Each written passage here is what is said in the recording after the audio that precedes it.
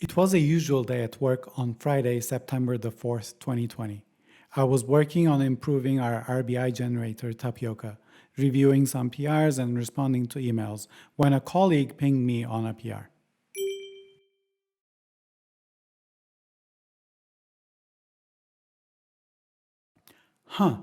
Request times have gone from 100 to 250 milliseconds, and a single Sorbet signature seems to be the culprit. I need to investigate this.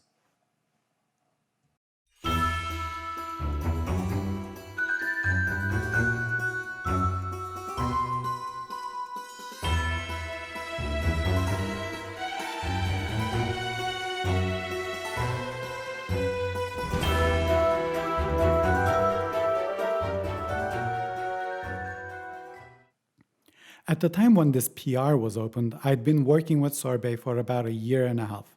We'd adopted Sorbet on our main monolith at Shopify that we call core, and had fine-tuned the runtime impact to decrease some of the overhead coming from the Sorbet runtime component.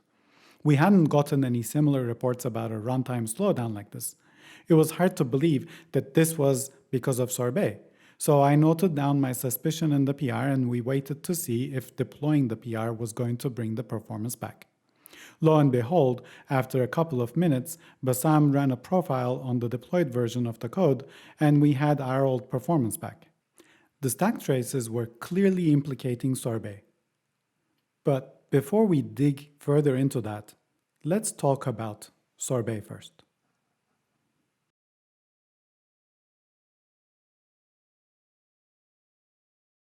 Sorbet is a gradual type checker for Ruby that is built as a static executable in C++. The type signature annotations of Sorbet are by design Ruby code. You add a sig method call with a block to declare the types of your method parameters and return value. This allows Sorbet to stay pure Ruby. There is a small cost though. We need the sig method to be defined by someone at runtime. Otherwise, Ruby won't know what to do with that method call. tsig is the module that defines the sig method. It is defined by the Sorbet runtime gem. Having a runtime component allows Sorbet to do more things than it can do with the static type checker. Since Sorbet is defining the sig method, it can actually use it to validate the type signatures at runtime too. This is very useful to ensure that the types that a method declares are actually the types that are being passed to it at runtime. Maybe your method expects an integer, but someone is sending it a string instead. Since Sorbet is a gradual type checker, this method call might not be statically analyzable. The runtime component, though, can catch this case if you have tests that cover it. The signature definitions wrap your method calls and check the types. But how does this runtime magic work? How can Sorbet runtime associate a sig method call with the method that follows it and then instrument the method so that it can check the parameter and return types? Enter the magic of method added. In Ruby, the module class has a method called method added, which, if defined in a module or class, is called whenever a new instance method is added. This method is passed the name of the method that is being added, using which we can do many interesting things. Using that, we can build our own toy tsig module that we can call toysig. We need to first implement the sig method. We can just store the current sig block in an instance variable and be done here for this simple implementation. Now that that is done, we need to know when a method is added to our module. Let's add a method added method on our module for this. This method will do nothing if there is no signature defined currently, since we don't want to intercept all the methods, just the ones that have a signature. Now, let's get a reference to the method object for the method that was just added using the instance method. And now we're ready to replace the method itself. We use define method to replace the method. We grab all the arguments, the keyword arguments, and the block that are passed to this method. The first thing we'll do is to evaluate the signature block.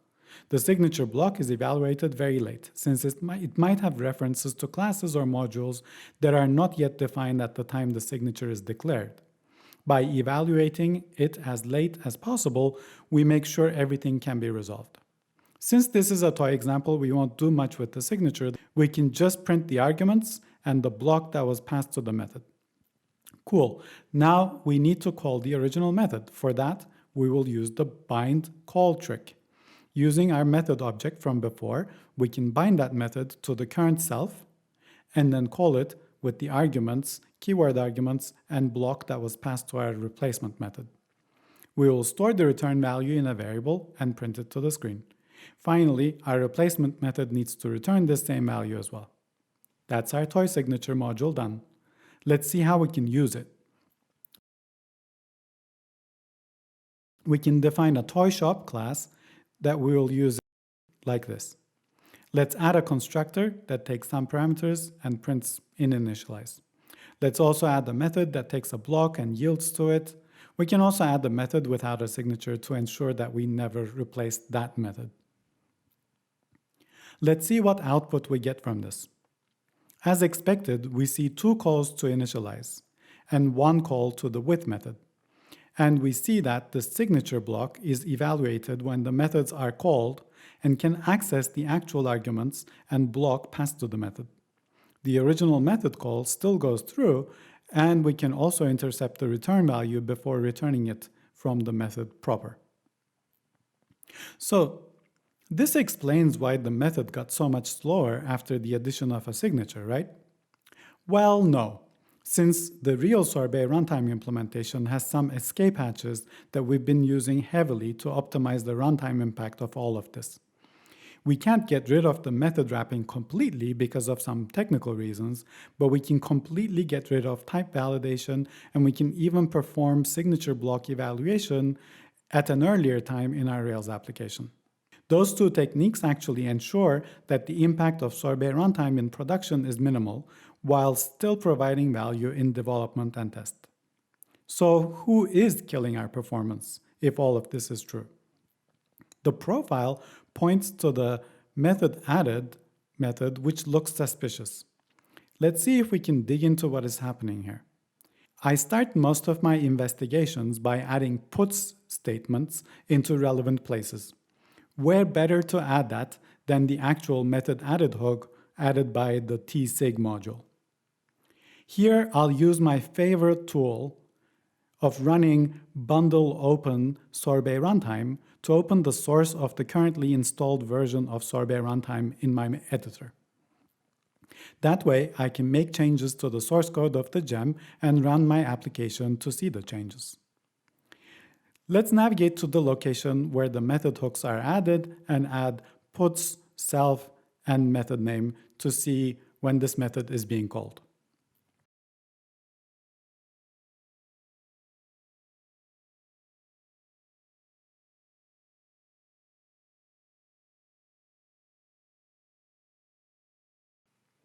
Going back to our shop model, we can see that we have the extend tsig and the signature that was removed in the PR. So we can experiment with this. In our application, we can change the eager loading behavior by setting the eager load environment variable in development. This ensures that I get a behavior as similar to the one in production as possible. I also want to disable Spring so that every run is a fresh one. I use the disable Spring environment variable for that. So running Rails console with these environment variables gives me a lot of output from the put statements during eager loading of the application. Now that we've booted our application, we can get rid of those. Shop.fetch1 seems to run just fine and doesn't even trigger any method added hooks. So what's going on here? Let's take another look at the fetch method on shop. There's some conditional logic depending on if shop current is set or not. Our initial call was done without setting shop.current. Okay, what happens if we set shop.current to the first shop?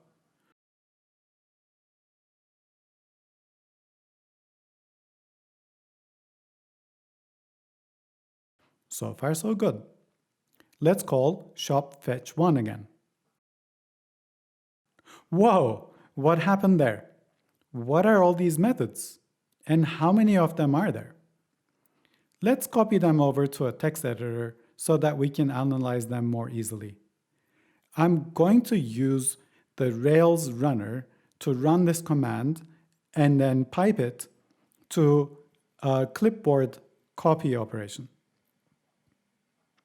Now that we have it in our text editor, we can analyze these calls.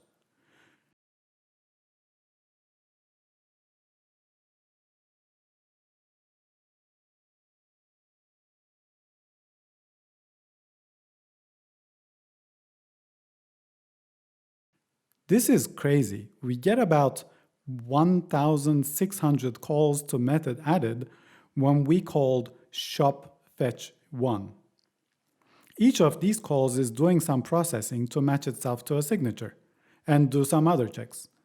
If each one of these calls takes about 10 microseconds to process, and if there are about 6 calls or 8 calls to shop fetch during a single request, then that would more than explain the 150 millisecond performance hit. It seems we found our immediate source of the problem. But why is this happening? We need to go deeper. Let's take a look at these methods again. These are all class methods defined on our shop class that are triggering method added hooks when the shop instance is cloned. But also notice that the class name that is printed is not shop. This is an anonymous class that is getting methods added to it, since it obviously has no name. But which class is this? Also, why are class methods triggering method added method? Should they not be triggering the Singleton method added method? Okay, let's see if someone is doing something fishy between the time we call shop clone and the time method added method is called. For this, I will use my favorite trick of adding a binding pry with a global conditional so that I can control when the binding pry is called or not.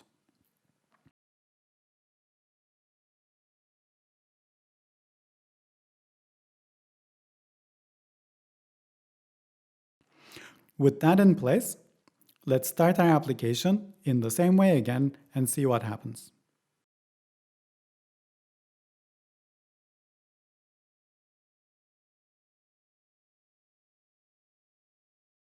Okay, our application has booted, and because we haven't set the global variable yet, it hasn't printed anything or hit any breakpoints. Let's fetch the first shop again and just clone it this time because we know the problem is with clone. No need to keep hitting the fetch method. Before we do that, however, let's flip our global debug switch so that we can break inside the method added call. Here we are. So what is our backtrace? Who has called us? There might be some shenanigans happening there. Backtrace in pry will give us that information.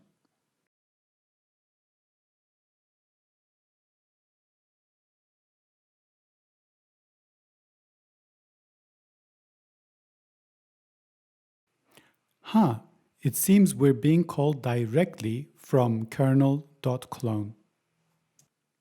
No one seems to be adding these methods manually, so where are they coming from? There was also something fishy about the class instance when inside this method. So let's see what self is. Well, that's also weird. This looks like the Singleton class of a Singleton class. There's something deeper going on here. Where in Rails were all the callback methods being added from? Who was triggering them? I reached out to the person that best knows the internals of Rails, Rafael Franca.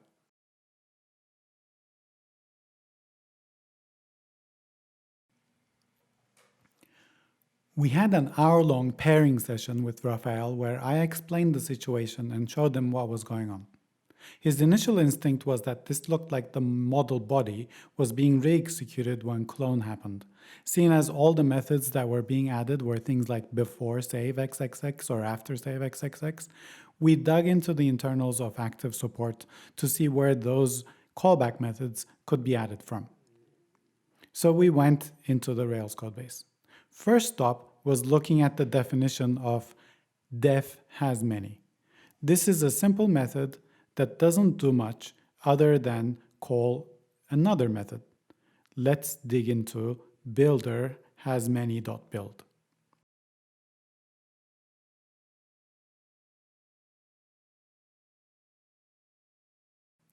We see that that class inherits from builder collection association, which in turn inherits from builder association.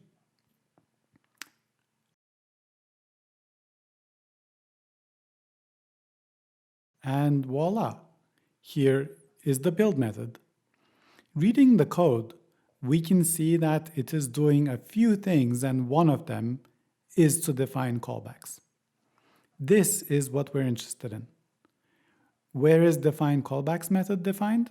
We need to go down the inheritance chain again, back to collection association. Here is the define callbacks method.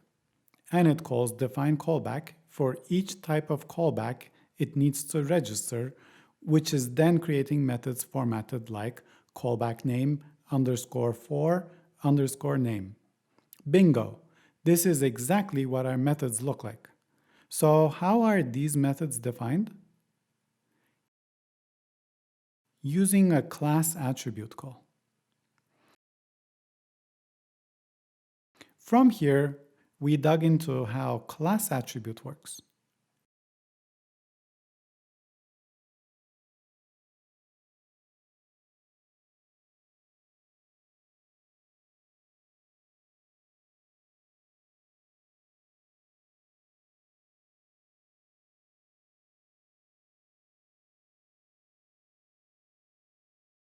One thing that we discovered about the writer of a class attribute is that it always redefines the reader when the value is set.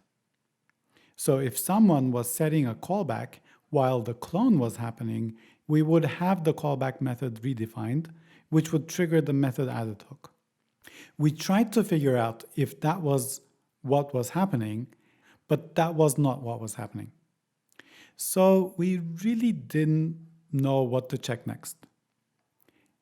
As we were looking at how collection association was calling class attribute, Raphael realized that it was generating instance predicate methods and accessor methods unnecessarily. So he quickly added a commit to Rails to fix that.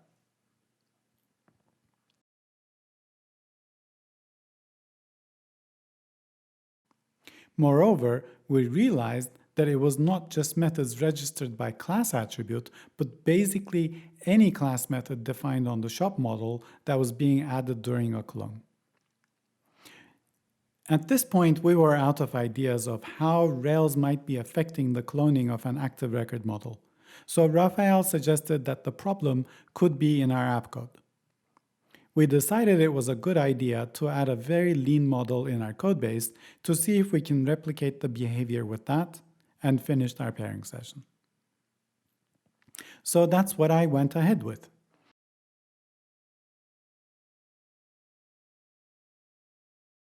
I created a foo model on our application. Since our application has custom sharding logic that we call podding, it was a little tricky to add a simple model, but after defining two simple methods on the model class, I was good to go. I went ahead and added a method with a signature on it and a class method for good measure, and tested the same clone operation with an instance of this model.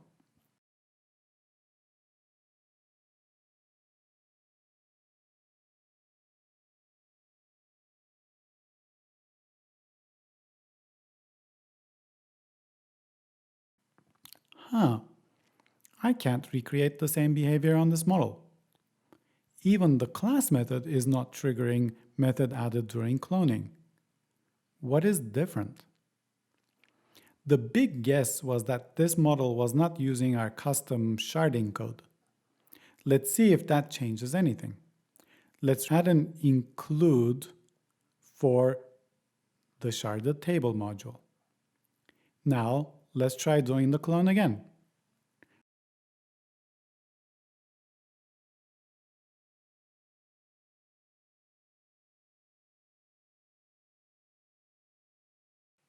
Let's enable the breakpoint again. And let's try cloning the first foo instance. Wow, this time the behavior is the same as shop. So it must be our potting code that's doing something fishy here. So let's make sure that that is the case. Let's comment out the sharded table include and try it again. Enable our breakpoint, try the clone. Wow, the behavior is different. Where to go from here now? So one way of troubleshooting this is to go to the source of the sharded table implementation. The sharded table does a few things. It registers a class attribute called hasShopData, and then it registers the model on the shard, and then it includes some other modules into the model, which does some class eval and adds some callback methods. And it also has some checks, and there's also a class methods module that gets mixed into the active record model. So one way of troubleshooting this is to try to comment out the methods partially. I call this binary search within the source code. So if we keep doing this with the runner and enabling the breakpoint and doing the clone, we can actually see if we're ever printing the weird method added hook hits. So if we comment out everything, we obviously don't hit anything. If we only leave the class methods extend line, we don't have the weird behavior either. Now let's try just adding the class attribute. Okay, no weird behavior still.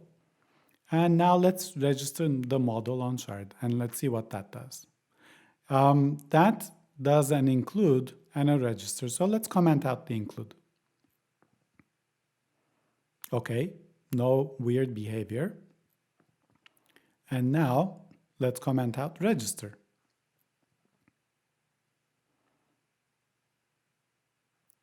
Okay, so it seems the problem is in base.include.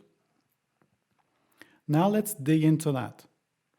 So that has an included method that does a class eval, and that class eval registers a before create and an after find. Let's see if it's the class eval that's problematic. Run the runner, no weird behavior. So it's obviously not the class eval. Let's see the before create. No weird behavior, so it's obviously not before create either. And now, finally, let's try after find. The moment after find is in place and is running on the model, we have this weird behavior with the method added hooks. What is going on here?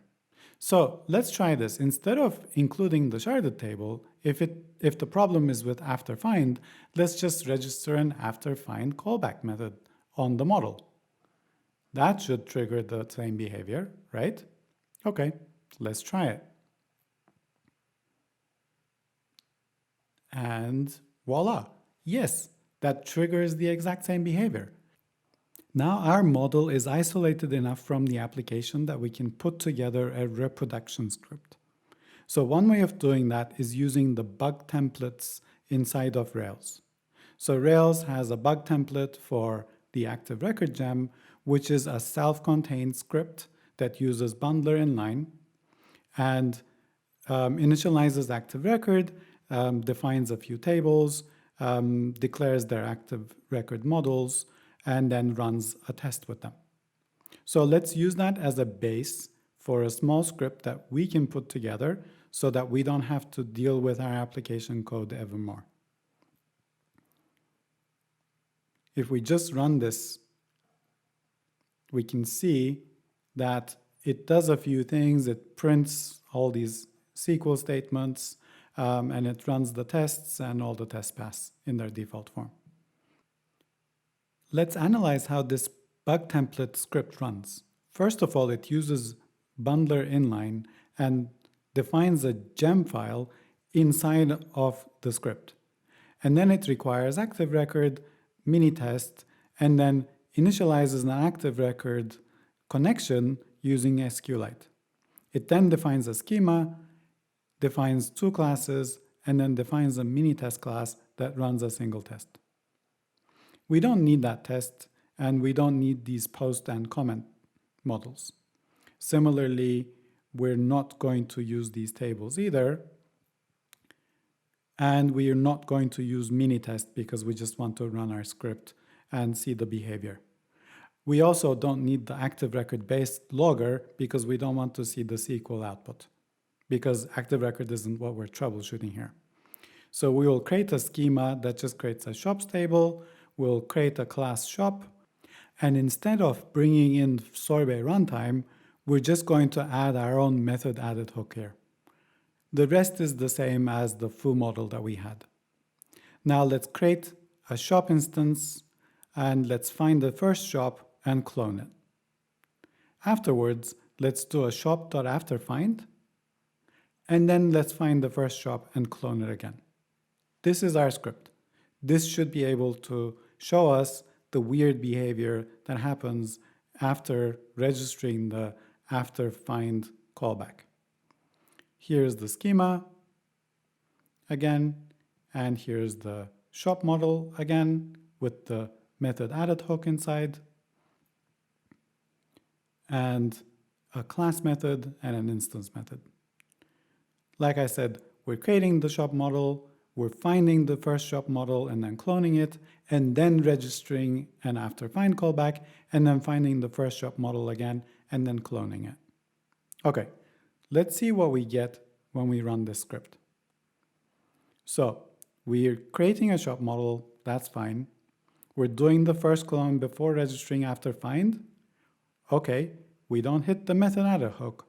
We register after find and do the second clone after registering after find, and then we hit our method added hook. So this is the exact same behavior. We're able to reproduce this in a very small script.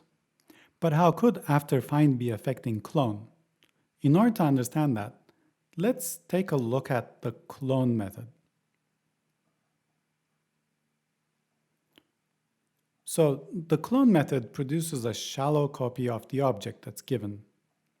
The instance variables of the object are copied, but not the objects that they reference. And there's also a discussion about the difference between clone and dupe on the documentation of dupe. And the difference seems to be that they have different semantics in descendant classes.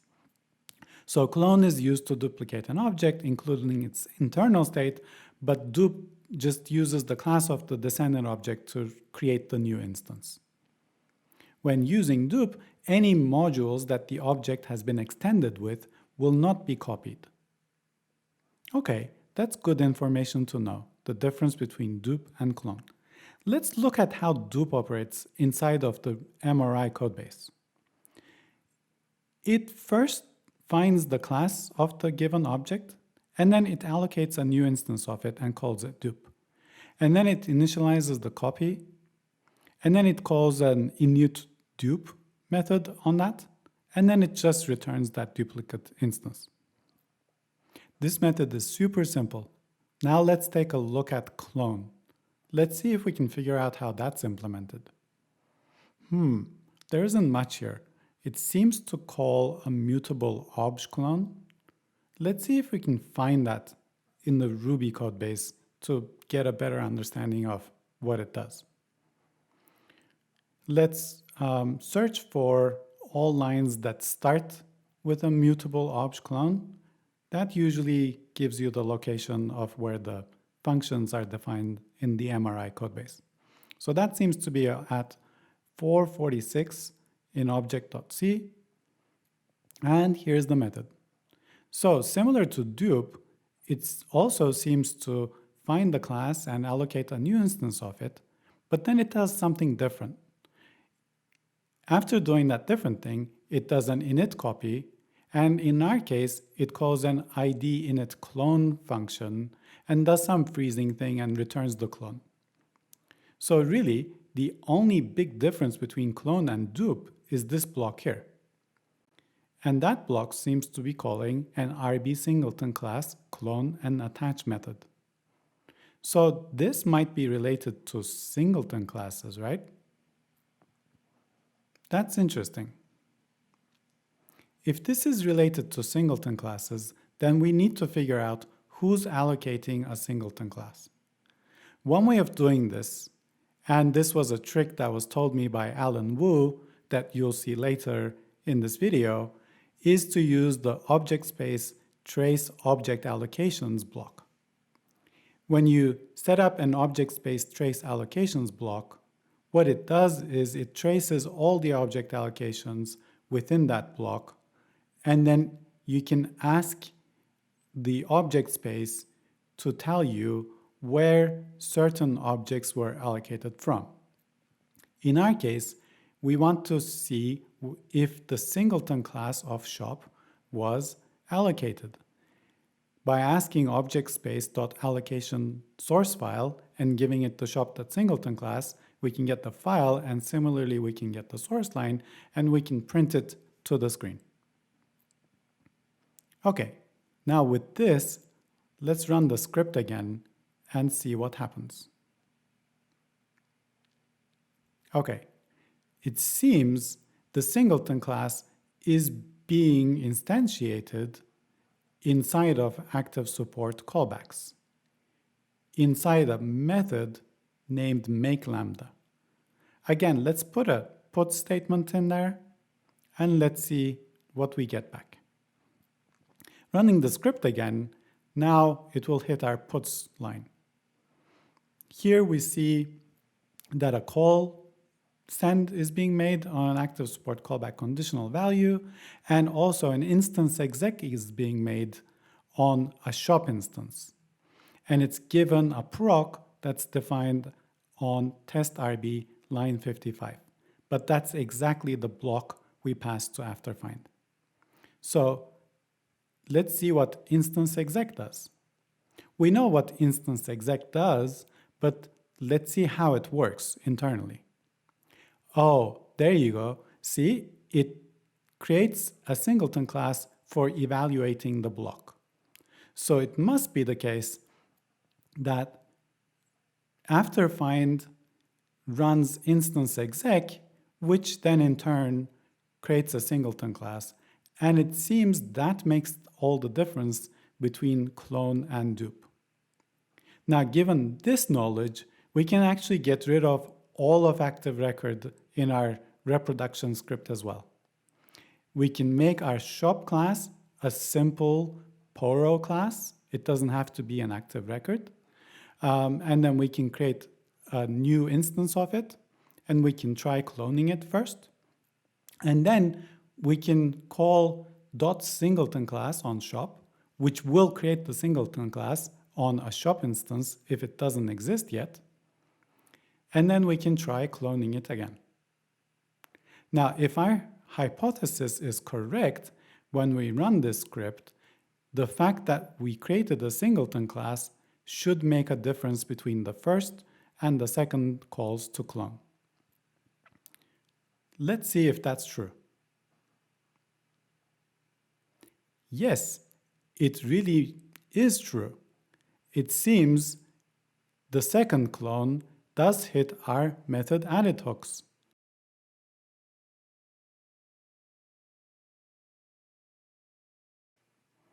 What is a singleton class exactly? Let's see if we can figure that out. A singleton class in general is a way of giving some behavior to a single object and not the general class that it inherits from. So if we create two instances of shop, named shop and shop2, and then if we create a singleton class on shop, and then define a method named hello on it that just puts world,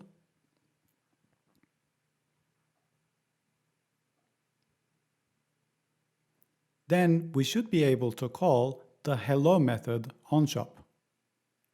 It works. But when we try to call the hello method on shop2, it doesn't work. Even though the class of shop and the class of shop2 are exactly the same. They're both shop. We were able to add special behavior to the shop instance, but not the shop2 instance. Now let's try to see if we can understand how singleton classes work by trying to understand how Ruby represents these things. We will start small. We will first define a shop class with a single instance method, and we will create an instance of that shop class called shop. Now, when we ask shop for its superclass, it should be object. And when we ask shop for its class, it should be the class. And when we ask the shop instance for its class, it should be shop. And similarly, if we try to get the list of instance methods on shop and just on shop, then we should get the name method. This is the simple case. Now let's switch it up a little bit. In this case, we will create the same shop class, but we will also define a class method on it called fetch. Defining a class method actually defines that method on a singleton class of the shop class. If we try to look at the properties of the classes and the objects, we can see that the shop superclass is still object. The shop class is still class though. So Ruby hides the fact that the shop points to its singleton class, which in turn points to the class. But if we ask the shop for its singleton class, we can get a reference to that singleton class. But we need to ask explicitly. Also, if we ask shop for its instance methods, we get the name. But if we ask shop's singleton class for its instance methods, then we get the name fetch. And this is how class methods work. Class methods are actually defined on the singleton class of a class. Now let's make this a little bit more complicated. Now let's have the same case that we had before with the shop class that has a name method and that has a fetch class method. We also want to create an instance of this shop. But now we want to create a singleton class on this shop instance. In this case, the superclass of shop is still object. That doesn't change. The class of shop will always be given as class for us because Ruby hides the singleton classes in the normal case. But if we ask shop for its singleton class, we can get a reference to that class of shop. And if we ask the shop instance for its class, we get shop. And if we ask the shop instance about its singleton class, we get the reference to the singleton class as well. If we also ask shop for its instance methods, we expect to find name in there. And similarly, if we ask shop's singleton class for its instance methods, we expect to find the fetch method there. Finally, we can also ask the shop instance's singleton classes instance methods. Because no methods are defined on that, that just returns an empty set.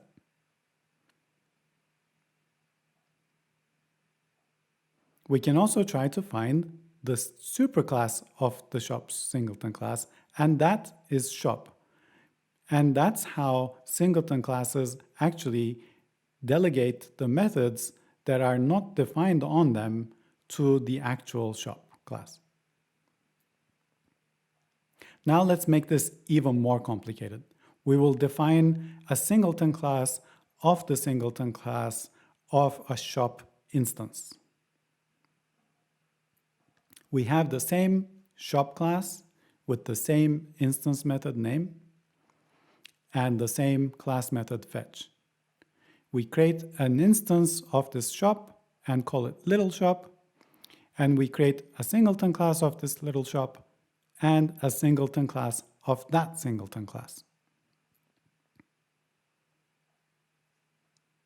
Now let's see what the superclass of shop is. As expected, that's always object.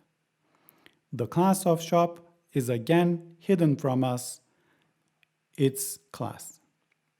We can still get a reference to the singleton class that's between shop and its class, and we can still get a singleton class of the small shop instance. But we can also get a reference to the superclass of the small shop's singleton class, and that's shop. And we can also get a reference to the small shop's singleton class's singleton class and ask it for its class. That's also class. But we can also ask it for its superclass, and that is the singleton class of shop. Given this understanding, let's try and figure out how cloning should work. And let's start with the simple case that we had. This case is simple. When we want to clone the shop object, then the clone is just a copy of the shop object itself, because the clone can also point to the same shop class that the shop object points to. There is nothing more to clone here because the behavior will be shared between shop and the clone. It is a similar situation for the little bit more complicated case as well. When we clone the shop object, we just need to create a copy of the shop object itself. Because they both share the shop class, even though the shop class has a singleton class, because the shop class is not being cloned, there is nothing more to clone. Just creating a clone of the shop object is enough, just like the previous time. The third case, where the shop object has a singleton class, is a little bit more complex. Now, we need to clone the shop object itself, but because the shop object has specific behavior in its singleton class, we also need to clone that singleton class along with the clone and attach it to the clone object as well. Now, both the clone singleton class and the shop singleton class will share their superclasses and their classes as shop and the shop singleton class, respectively. That won't change, but we will have to be creating an extra clone of the singleton classes as well. If we don't do that, then the behavior of shop and its clone would have been different. But we don't want that, so we want to clone the singleton classes as well. Now let's take a look at the most complex case, where we have the singleton class of the singleton class of shop object created. In this case, it's actually very similar to the previous one. We not only need to create a clone for the shop object, we need to also create a clone for the shop object's singleton class. But now also the shop object's singleton class's singleton class needs to be cloned as well. Notice that each singleton class is attached to the object that it is a singleton class for. This ensures that only that object can access those singleton class methods and call them. But this wasn't exactly how things were working inside of Ruby. So after pairing with Alan Wu from the Ruby core team for about 2 hours, we were able to have a reproduction script that shows how singleton class being defined on an object causes the cloning to be imperfect.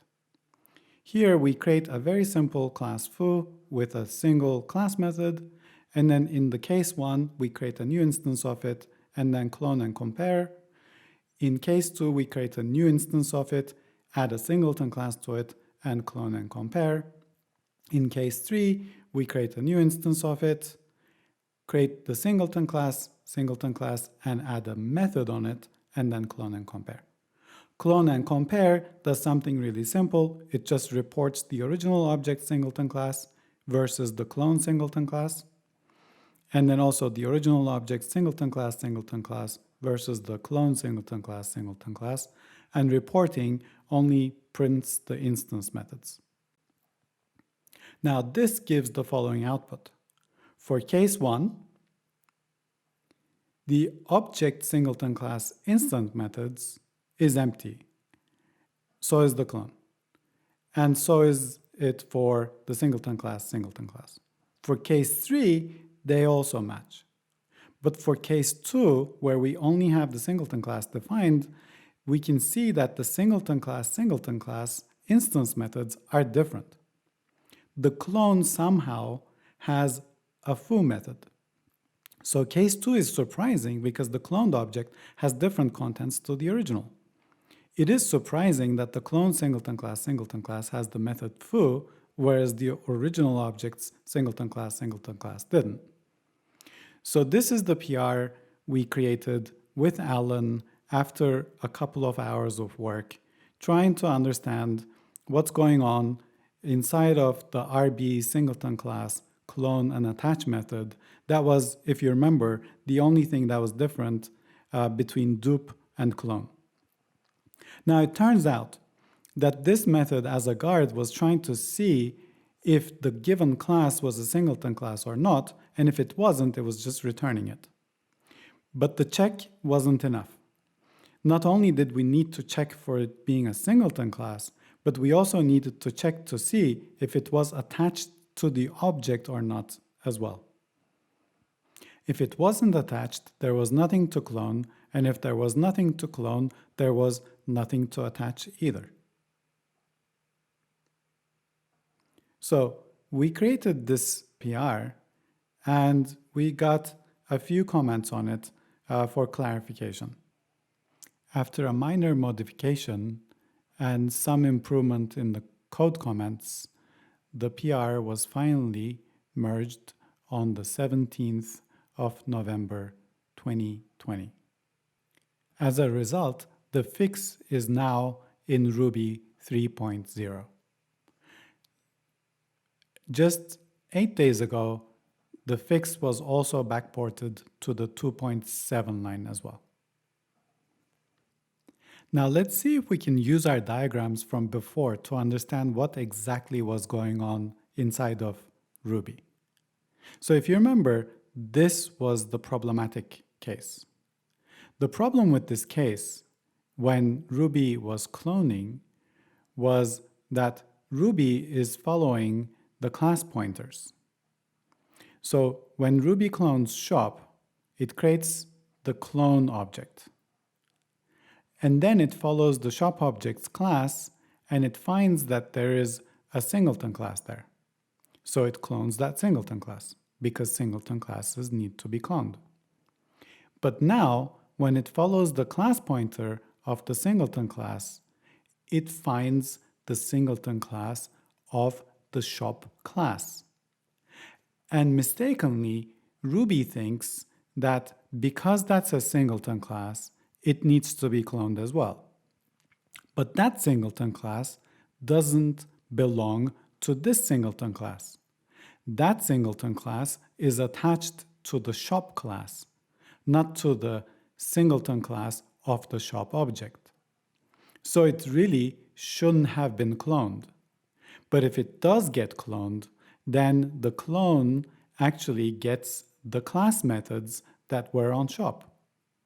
Because the thing that is being cloned is the singleton class of the shop class. So then the clone has the fetch method on its singleton class's singleton class.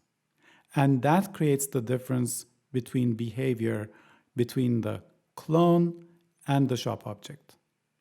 And that was the root cause of our problem, because those were the methods that were getting added to that cloned singleton class. And every time those methods were getting added to the cloned singleton class, we were getting a penalty in our application. Now let's see this fix working on Ruby 3. First, let's make sure that we still have the unexpected behavior in 2.7. We do. Let's change Ruby to 3 and run the script again. And we don't have the unexpected behavior. Our investigation is done. Now we can relax.